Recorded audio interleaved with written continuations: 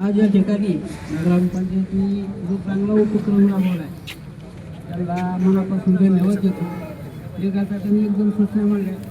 एक आता तिथं महिन्याला पैसे भरले लोक कमी किमतीत मिळाले. एक देणार घ्या. कसं असतं शेवटी ही आर्थिक गोष्ट आहे. म्हणजे त्यांच्याकडे 1 रुपया सुद्धा थकबाकी नसते. आता 50% दादाची 5-25 लोक आपल्याकडे झाले तर पैसे लोकांनी भरले पाहिजे. आपण ज्यावेळेस अपेक्षा करतो त्यावेळेस आपण बी थोडं चांगलं व्यवस्थित सगळ्या बाक्या बिक्या भरल्या तर सगळं चांगलं होईल. आणि तुम्ही म्हणता तर मग तसे 100% झालं तर ते कल्पन केलं दुसऱ्याच्या खांदा बोललो नाही, ज्यांची बाकी ना ग्रामपंचायतीची बाकी 100% त्यांना द्यायला काय हरकत आहे. ज्यांनी ग्रामपंचायतीची बाकी फुल भरलेली त्यांना ह्या वस्तू द्यायला सुविधा द्यायला काय हरकत नाही. आता ज्याकडे पंप असेल एक औषध बांधायचं जास्त आता अलीकडे औषधा प्रकार जे असेल त्याला पंपाच्या खड्यात जर तुझ्या असेल तर त्याची चांगलंच येते. यानंतर वडगाव रसायचे युवा नेते राष्ट्रवादीचे नेते वीरेंद्रजी शेलार पाटील, त्यानंतर आदरणीय दादा पाटील फराटे या तुम्हाला शुभेच्छा देतील आणि सर्वांचं आभार. आणि गावच्या प्रथम नागरिक समीक्षाताई फराटे पाटील म्हणतील. आज या ठिकाणी माझा आवाज मोठा आहे, पोचन का तुम्हाला?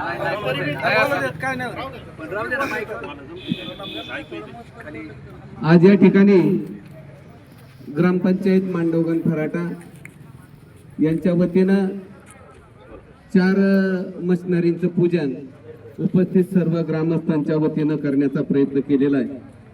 गावचे सरपंच, उपसरपंच आणि गावचे सदस्य आणि ग्रामसेवक म्हणजे बीडीओपासून सगळा ही शासकीय यंत्रणा याच्यामध्ये तुम्हाला मदत करायला उपयोगी आणि कामी आलेली आहे. याच्यामध्ये 15 वित्त आयोगाच्या माध्यमातून ट्रॅक्टर 7,60,000, ट्रेलर 1,84,000, स्वीपर 3,11,000 अशी 12,55,000 रुपयाची मशिनरी आपण या ठिकाणी पुजलेली आहे. डस्टबिन 2,000 युनिट आपण या ठिकाणी आता वाटणार आहे.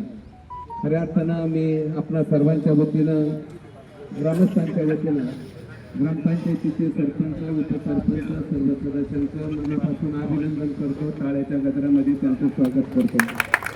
खऱ्या अर्थानं शिरूर तालुक्याच्या ग्रामपंचायतीच्या माध्यमातून एवढी उपकरणं खरेदी करणं आणि त्याचा लाभ सर्वसामान्य ग्राहकांना देण्याचं काम ग्रामपंचायतीच्या माध्यमातून करण्याचा हा ऐतिहासिक निर्णय शिरूर तालुक्याच्या ग्रामपंचायतीमध्ये पहिल्यांदा ग्रामपंचायतीने घेतला. त्याबद्दल पुन्हा एकदा अभिनंदन. काम करत असताना, कामं सगळे होत असताना याचा लाभ सामान्य घटकांपर्यंत झाला पाहिजे.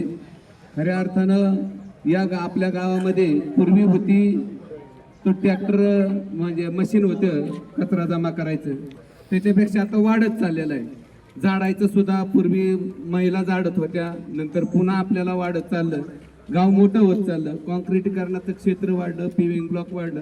ही सगळं मशीन कॉन्क्रीटचं बी जाळणार आणि पेविंग ब्लॉकचं बी जाळणार. जी गोष्ट 5 तासात होती ही गोष्ट 1 तासात ही मशीन करणार आहे. याच्यासाठी मनुष्यबळाचा वापर न करता ट्रॅक्टर ही साधन त्या निमित्तानं स्वच्छ करण्याचं, कारण जितकं चांगलं लवकर स्वच्छ करू तेवढं आपण लवकरात लवकर गावच्या काचे. कारण आपला गावाचा इतिहास आहे. गावाचं मंदिर परिसर आपल्याला स्वच्छ लागतो. शाळा असू द्या, मंदिरं असू द्या, सगळ्या गोष्टी साफ करण्याचे काम, स्मशानभूमी असू द्या, दशक्रिया विधीचा घाट असू द्या, ही सगळ्या ठिकाणी आपल्याला चांगल्या प्रकारचं स्वच्छ ठेवणं हे गावाचं आदर्श व्रत काम आहे. तुम्ही आहे म्हणून नाही, पाठीमागच्या कालखंडात तशीच स्वच्छता होती, पुढच्या कालखंडामध्ये तशाच स्वच्छता होणार आहे. म्हणून अत्यंत आधुनिक पद्धतीचं हे उपकरण आहे.